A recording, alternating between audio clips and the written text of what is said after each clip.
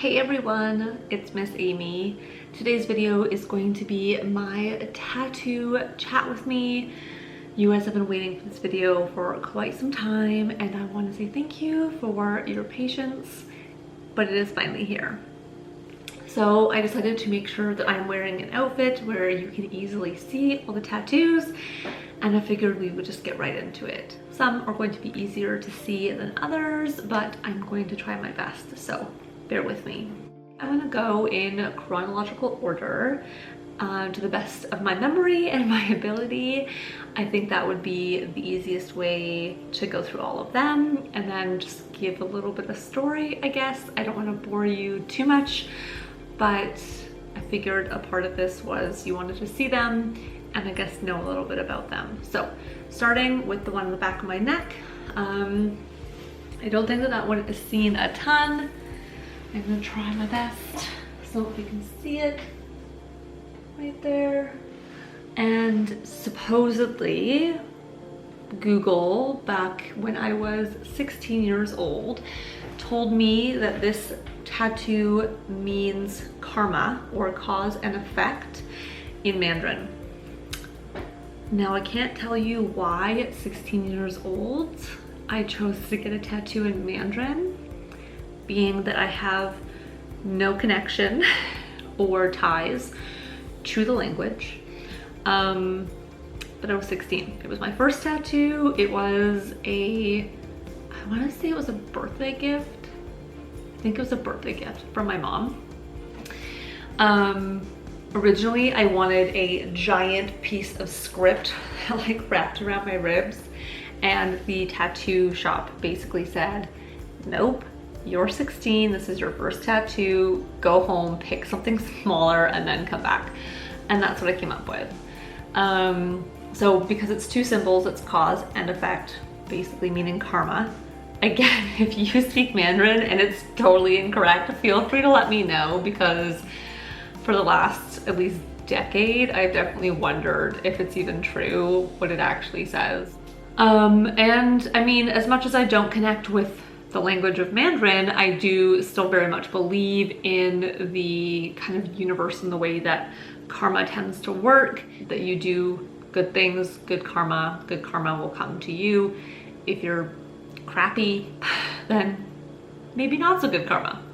Anyways, that is the first one. Second one, let me show you. I got that one when I was 18, maybe 18 bordering on 19. And if you don't recognize it, it is Simba from Lion King, and the quote, although grammatically incorrect, is from Rafiki, the baboon in Lion King. I don't believe in regret. So I am laughing my way through some of these tattoos, but honestly, I don't believe in regret. I believe that tattoos tell a story, and I like being able to laugh at these stories and kind of the ridiculousness of some of them. I have no problem with the fact that they're on my body, and though I might not choose to have them on my body if I were to get them today, I was 16, I was 18, I was 22, 26. I mean, I'm sure in 10 years, I'll look at some of the tattoos I got this year at 30 and think, well, that was kind of silly. But honestly, I think it's a really good reminder not to take life so seriously. And a lot of, like, there's definitely tattoos on my body that don't have a meaning, but they have a story behind them, and that's good enough for me. So back to the tattoos. That is the wrist one from Lion King. It's one of my favorite movies. I think that was probably pretty self-explanatory. I don't regret it. I mean, it's there, it's fun. So my third tattoo is this one, which says the voice of the other. Oh, maybe it was my neck one. I don't remember if it was this one or if it was this one. Either way, let's start with this one. And I actually got this one from a textbook when I was in college.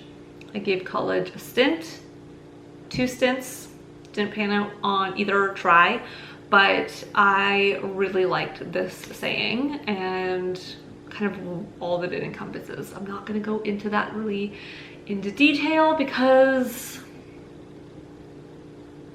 I don't feel it necessary. I don't know how to explain that one. Anyways, so that was, I think, the 3rd one. And then I believe my chest one is the 4th. So it says, the darkness she finds more comforting than light. And this was actually from a poem by a local poet to my city, and it was from a book of hers that I actually came across in high school English, and I loved her work. And I stumbled across it again when I was in my late teens, early 20s. Most of these happened before I was 21, so between 18 and 21. And I absolutely, the rest of the poem is very, very dark, but this line stood out with me in high school, and it stood out with me again when I found it later on, and I absolutely loved it. So that is there. Originally, I had plans to do a full chest piece. I had that plan for a couple of years. I've since decided against it, so this piece is here. I'll probably get a few more little things around the script, but I don't really have anything concrete. And then the next one, again, all same the time frame. You can see it very clearly. Can't like twist my arm that well. But it's a puzzle piece on the side of my hand, on my left hand. And I have this one because I used to work with children with autism for years. That was like my background, something I was really passionate about doing for a number of years. And the puzzle piece is kind of the symbol of autism and all that that encompasses. So I have that one. And then I'm trying to think about what one came next. Oh, the elephant on the back of my cap. So you guys have all seen the elephant and the owl. So the elephant came again in the same time frame, 18, 19, and 21 years old. So I will give you a quick view of that one too. And I know I have a ton of bruises. I had no idea where they came from. We went on a road trip camping vacation for a week ago, and I came back with bruises everywhere, especially all over my legs. So those were also around the tattoo. Moving on, the elephant. I love elephants. It was impulsive. I was really in the mood to get a tattoo, hanging out with a friend, and found a tattoo shop that would do a drop-in. I had a gift certificate from previous like Christmas, I believe. And so I went and they did it. And I have to say, to this day, that my calves were probably my most painful tattoos. Everyone always asks and assumes this one was really painful, but it was not really that bad at all. But for some reason, my calves hurt. When the tattoo artist was doing the elephant, I thought he just hated me. I thought that he was not stoked to be doing a drop-in tattoo that he didn't have any like creative input on. But no, it turns out it really, really just hurts in that spot for me, for some reason. So that's that one. And yeah, that wasn't really a ton of meaning. I really like elephants, but it was just kind of a impulsive wanted a tattoo. And then this one. This was my next one. Again, same age time frame. There isn't actually a reason for this tattoo, but the story behind it is it was a flash day at the tattoo shop I really liked going to. I believe it was a Thanksgiving weekend flash day, and if you brought some non-perishable food, you would get your tattoo for $80 instead of $100. And so my friend and I went. Flash tattoo, like flash day tattoos, if you don't know what that means, at least where I live, it's basically they just like have everyone line up at opening, and they have a whole spread of tattoos that you come in and pick, and whatever, like if you're front of the line, then obviously you get to pick any of the tattoos on the spread. For the back of the line, they cross them off once they've been done. So your options become more and more limited. So I think we were kind of in the middle, and it was my friend's first tattoo, so it was kind of a momentous occasion. And that's the one I happened to pick. Again, there's no reason for it. There's no story behind itself, but it was a day. It was a fun experience and a fun memory with a friend. So that one's that. And then I believe the next one after that ended up actually being my sleeve. So that was done in 3 different sittings. I believe about 4 to 5 hours per sit. So for big pieces like this, they will do the entire outline of the piece, and then like that's your whole sit, and then you leave and you let it heal, and then you will rebook for the next and then the next. There's about 10% left of this piece that needs to be done, and I have that booked to be completed at the end of October, so I'm really excited about that. But I will try my best to give you a good in-depth view of this tattoo.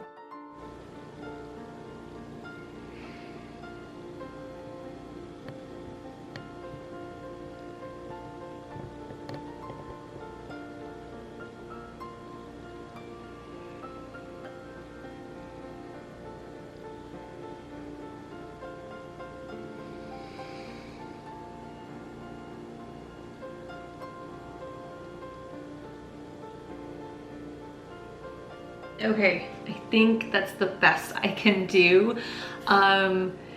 There's different aspects to it that are all tied in. So there is this woman on top, and she's actually a little bit bustier than I would like. So I'm actually having my new tattoo artist do a little bit of shading to kind of blend that in a little bit better. But this is actually inspired by a piece of art that my mom created ages ago, and I'd always loved it, so I had them kind of recreate it for me.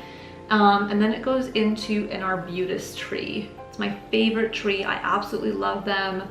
When I was in elementary school, there was this big, beautiful arbutus tree that was across the street that I would pass every day, and the bark peels and it's just super smooth underneath, and it's a really beautiful tree. So that's what I have in here.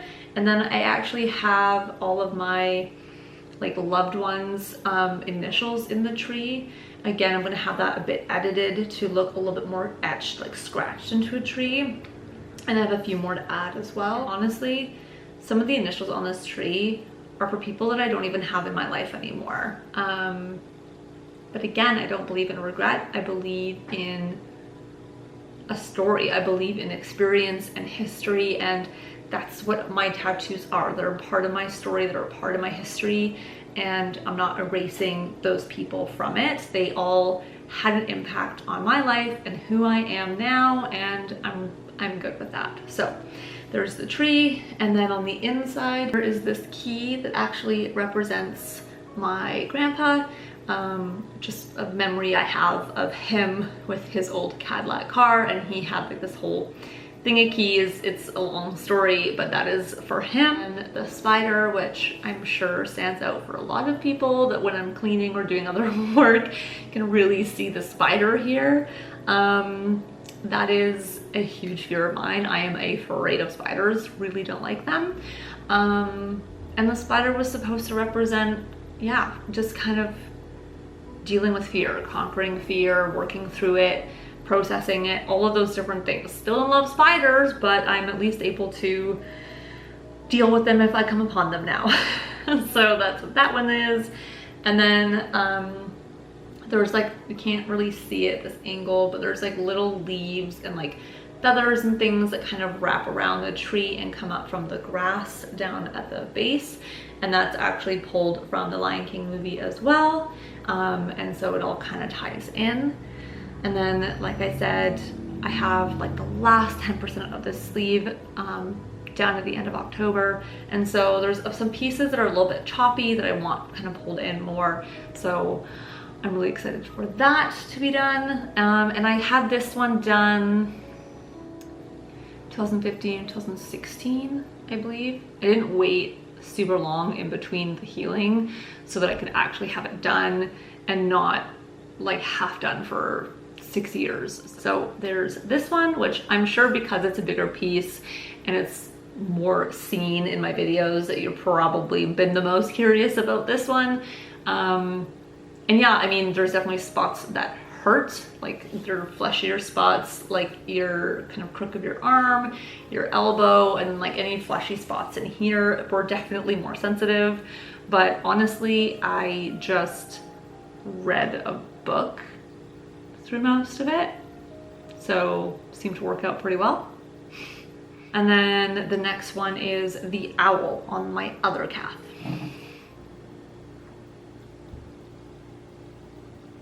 So the owl, another animal that I love. I have always loved owls. And then there is a purple flower with it, which is the birth flower for my daughter.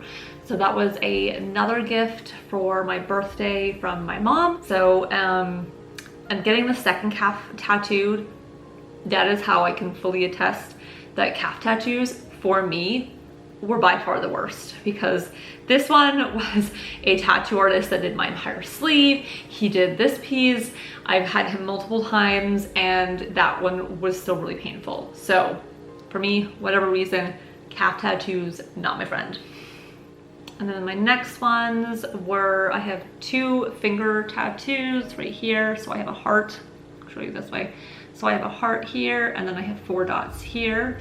And I got that at the same time that I got the moon behind my ear. Hopefully you can see that. And these ones were actually all stick and poke tattoos, which are not super easy to come by in my town. There was just like a random woman that did them out of her basement. Sounds super sketchy, but it was very clean, very hygienic. She did it all the right way. And honestly, for finger tattoos, they did not hurt at all and they have lasted really, really well.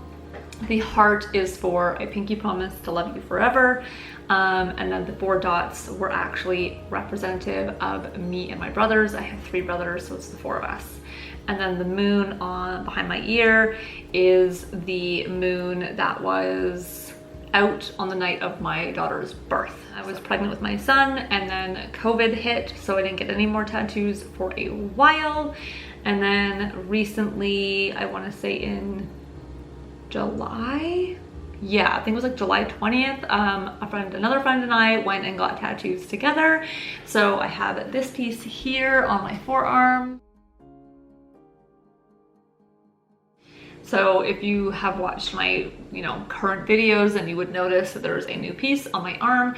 And if you don't know, which I feel like there's a lot of people that don't know, that this tattoo is from Emperor's New Groove, another Disney movie.